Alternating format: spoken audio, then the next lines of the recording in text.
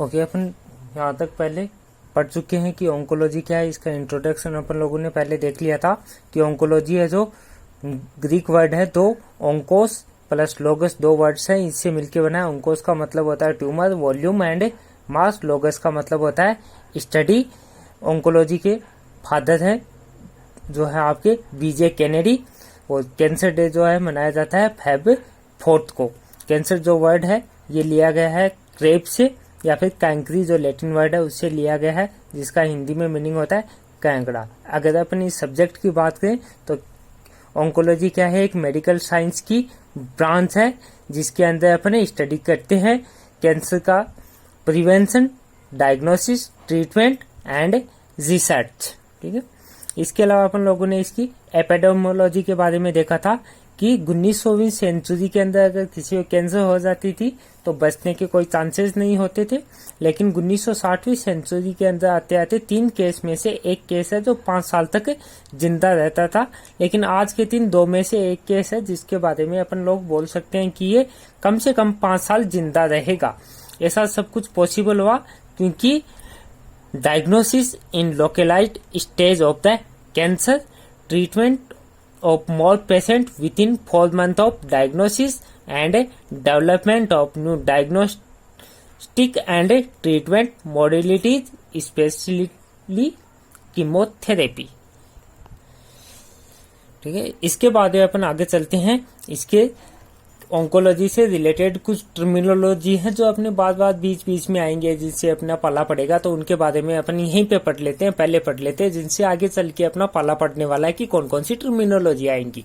तो एक टर्मिनोलॉजी है एनाप्लेजिया। ठीक है, एनाप्लेजिया किसको बोलते हैं कि cells that lack normal cellular characteristics, अपने वो सेल जो अपने नॉर्मल कैरेक्टरिस्टिक्स होते हैं उनको वो सबको खो देती है। ठीक है, डिफर इन शेप, ऑर्गेनाइजेशन, ठीक है, एनीथिंग, ओरिजन, जो नॉर्मल जो सेल होती है उससे टोटली डिफरेंट हो जाती है, ऐसी सेल को एनाप्लेजिया बोलते हैं। ठीक है, आगे जाके एक ऐसी टर्म आएगी जो जिसको बोलते हैं अपन डिस्प्लेजिया। सेम थिंग की है, थोड़ा सा डिफरेंस है।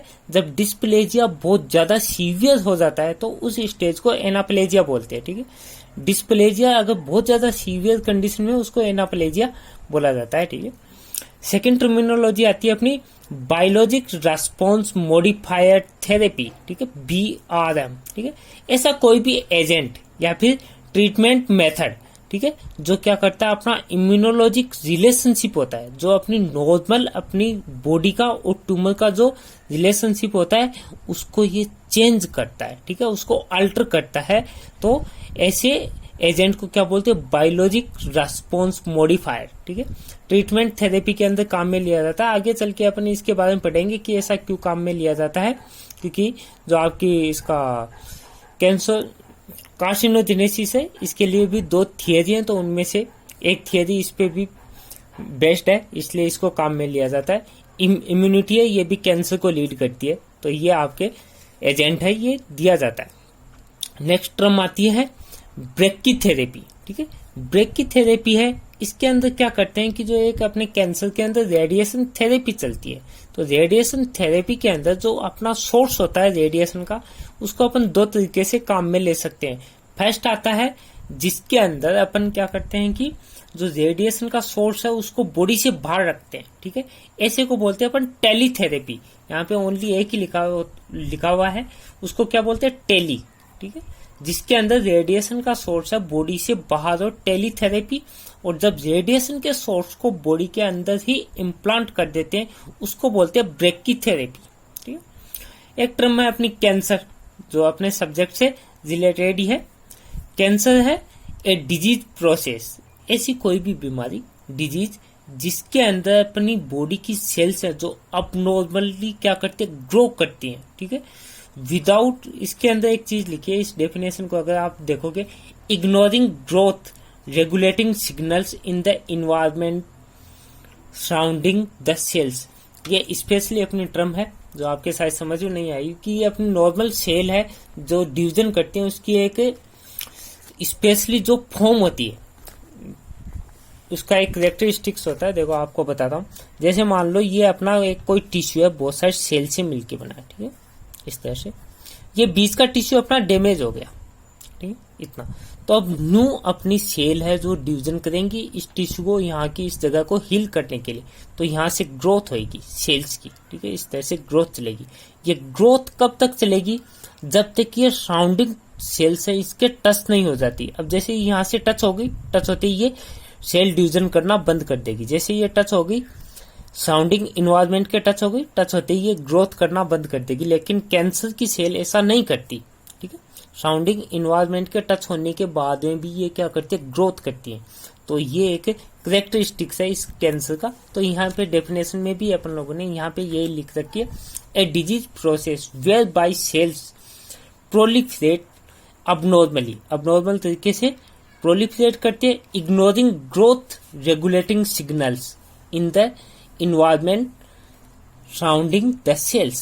सराउंडिंग सेल्स क्या कि सिग्नल्स भेजते हैं कि अब अपना डिवीजन है इसको बंद कर दो, क्योंकि टिश्यू टोटली हील हो चुका है, अब आपके डिवीजन करने की जरूरत नहीं है। तो लेकिन कैंसर में ऐसा नहीं होता, ठीक है। नेक्स्ट लिखा है कार्सिनोजेनेसिस। कार्सिनोजेनेसिस किसको बोलते हैं? कि जो नॉर्मल सेल्स है वो एक अबनॉर्मल सेल्स के अंदर, मेलिग्नेंट सेल के अंदर कैसे चेंज होती है उसको बोलते हैं कार्सिनोजेनेसिस। उस मेथड को क्या बोलते हैं? कार्सिनोजेनेसिस। नॉर्मल सेल्स का कैंसर सेल्स के अंदर ट्रांसफर होना क्या है? कार्सिनोजेनेसिस। कार्सिनोमा, कार्सिनोमा किसको बोलते हैं? कि एपिथेलियल जो आपकी सेल्स है उसके कैंसर को बोलते हैं कार्सिनोमा, ठीक है। एपिथेलियल सेल्स के कैंसर को कार्सिनोमा बोलते हैं। लिम्फोमा यहाँ पे एक टर्म लिख रखी है, लिम्फोइड टिश्यू है उसके ट्यूमर को लिम्फोमा बोलते हैं। मेलेनोमा है वो स्किन कैंसर है उसको मेलेनोमा बोलते हैं। नेक्स्ट अपन टर्मिनोलॉजी देखते हैं। नेक्स्ट टर्मिनोलॉजी है आपकी मेटाप्लेजिया, या आप लास्ट क्लास में पढ़ चुके हैं। इसके अंदर वन सेल टाइप से अनदर सेल टाइप के अंदर चेंज होना क्या है? मेटाप्लेजिया। हाइपरप्लेजिया, इसके अंदर क्या होता है? Increase in number of cell of a tissue, किसी भी टिश्यू के अंदर सेल के नंबर का बढ़ जाना क्या है? हाइपरप्लेजिया, जो आप पैथोलॉजी के अंदर लास्ट क्लास में पढ़ चुके हो। डिस्प्लेजिया, डिस्प्लेजिया के अंदर भी क्या होता है कि ब्रिजर cell growth resulting in cell that differ in size, shape और arrangement from other cells of the same type of tissue. जैसे अपनी लेंस की सेल है तो उससे अगर कोई सेल है वो डिफरेंट हो जाती है साइज शेप के अंदर, तो उसको डिस्प्लेजिया बोलते हैं। अपने ही टाइप की दूसरी सेल से डिफरेंट हो जाती है कोई सेल्स, उसको डिस्प्लेजिया बोलते हैं। Neoplasm, abnormal new growth of tissue को नियोप्लाज्म बोलते हैं। कोई भी अबनॉर्मल ग्रोथ हो रही है, न्यू टिश्यू फॉर्म हो रहा हो तो उसको अपन नियोप्लाज्म बोलते हैं। नेक्स्ट है पैलिएशन। इसके अंदर जो भी आपके कैंसर से रिलेटेड साइन एंड सिम्टम्स हैं उसको रिलीव करना क्या है? आपका पैलिएशन। जिजोस्टोमिया किसको बोलते हैं? Dry oral cavity. वेसिकेंट्स, ऐसा कोई सब्सटेंस जो आपके टिश्यू को डैमेज करे या फिर नेक्रोसिस कोज करे उनको बोलते हैं। कैंसर थेरेपी के अंदर काम में लिए जाते हैं एजेंट्स, जो आपकी कैंसर सेल्स है उसको नेक्रोसिस कोज करवाया जाता है, उनको डैमेज करवाया जाता है, वेसिकेंट्स बोलते हैं उनको, ठीक है।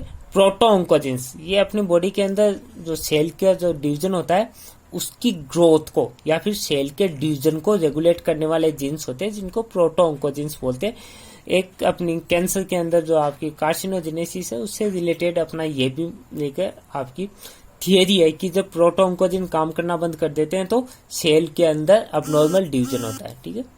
तो ये प्रोटो ऑन्कोजिन क्या है? ये सेल डिवीजन को कंट्रोल करने का काम करते हैं। जो अपनी नॉर्मल सेल डिवीजन चलता है ना, S1, G, S2 और M फेज, तो ये टोटल रेगुलेट करने का काम इसका ये प्रोटो ऑन्कोजिन का। और अगर ये काम नहीं करेंगे तो क्या हो जाएगा? आपकी कैंसर कोज हो जाएगी। नेक्स्ट टर्मिनोलॉजी आते हैं। ये यहाँ पे थोड़ा सा इंट्रोडक्शन लिखा है जो आप लोगों ने पहले लिख लिया होगा, नहीं लिखा तो लिख लेना, ठीक है। ये आपकी ब्रांचेज हैं, इन्हीं को आप इसी में लिख लेना टर्मिनोलॉजी के अंदर ही। मेडिकल ऑन्कोलॉजी, इसके अंदर क्या करते हैं? Treatment of cancer with medicine, ठीक है। और कीमोथेरेपी भी इसी का पार्ट है। कोई भी मेडिसिन है उसके थ्रू अपन क्या करते हैं? कैंसर का ट्रीटमेंट करते हैं, उसको मेडिकल ऑन्कोलॉजी बोलते हैं। सर्जिकल ऑन्कोलॉजी क्या करते हैं? इसके अंदर जो अपनी सर्जिकल प्रोसीजर के थ्रू कैंसर जो ट्यूमर है उसको बॉडी से बाहर निकाल दिया जाता है। बायोप्सी भी इसके अंदर आती है, तो इसके अंदर अपने इंसिजन लगाते हैं बॉडी के अंदर और फिर ट्रीटमेंट करते हैं। रेडिएशन ऑन्कोलॉजी है, इसके अंदर अपन थेराप्यूटिक रेडिएशन काम में लेते हैं कैंसर जो ट्यूमर है उसको डिस्ट्रॉय करने के लिए, ठीक है, उसको अपन रेडिएशन ऑन्कोलॉजी बोलते हैं। यहाँ पे ये डेफिनेशन वगैरह लिख रखी है कैंसर की, तो आप इसको भी लिख लेना साथ में। एक बाकी अपन इसकी पैथोजेनेसिस है, नेक्स्ट क्लास में पढ़ेंगे, आज वीडियो काफी बड़ा हो गया वैसे भी। एक ये लिख लेना आप, कैंसर के कैरेक्टरिस्टिक्स क्या है, ठीक है, 3 है इसके कैरेक्टरिस्टिक। अब नॉर्मेलिटी, ठीक है, जो नॉर्मल सेल्स होती है उससे ये डिफर होती है। कैसे डिफर होती है अपन नेक्स्ट आगे क्लास में पढ़ेंगे, ठीक है। अनकंट्रोलेबिलिटी, अपनी जो सेल का डिवीजन होता है उस पर ये कोई कंट्रोल नहीं रखता। जो अपने नॉर्मल फेज चलते हैं G1S G2 M फेज, ये उनको नहीं मानती कैंसर, ठीक है। डायरेक्टली डिवीजन, बस ये कि मेरे को तो ओनली डिवीजन ही करना है, ये बीच के कोई फेज काम में नहीं लेती। इनविजिनेस, एक जगह से दूसरी जगह जाना, ठीक है, नोकल स्प्रेड होगी, लिम्फेटिक स्प्रेड होगा और आपके ब्लड के थ्रू स्प्रेड होगा। और कुछ नहीं मिलेगा, अगर कोई रास्ता नहीं मिलेगा तो ये एक टिश्यू को डिस्ट्रॉय करके नेक्स्ट टिश्यू के अंदर चली जाती है, उसको इनविजन बोलते हैं, ठीक है। इसके अंदर इसका भी ये एक कैरेक्टरिस्टिक्स है, जो अपनी नॉर्मल सेल है, एक सेल दूसरी सेल से बाइंड रहती है आपकी सरफेस प्रोटीन के थ्रू, लेकिन कैंसर सेल के अंदर ये इतना ज्यादा होता नहीं सरफेस, तो ये इजीली टूट जाती है। इसके अलावा जो इसकी आउटर जो सरफेस होती है वहां से एक एंजाइम निकलता है हाइलोजोनिडेज, तो वो नॉर्मल जो टिश्यू होता है उसको डिस्ट्रॉय कर देता है और उधर से इन्विजन कर जाती है एक जगह से दूसरी जगह पे। तो ये इसकी खासियत है।